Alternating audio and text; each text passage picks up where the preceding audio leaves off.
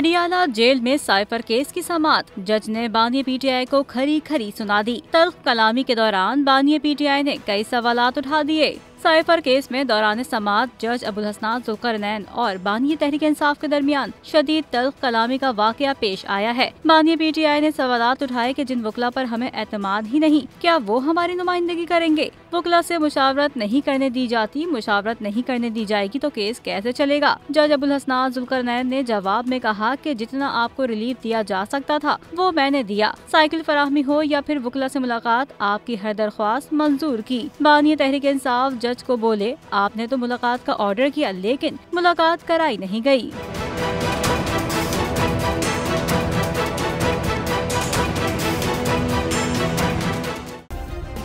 Subscribe करें और bell दबाएं ताकि कोई खबर रह न जाए।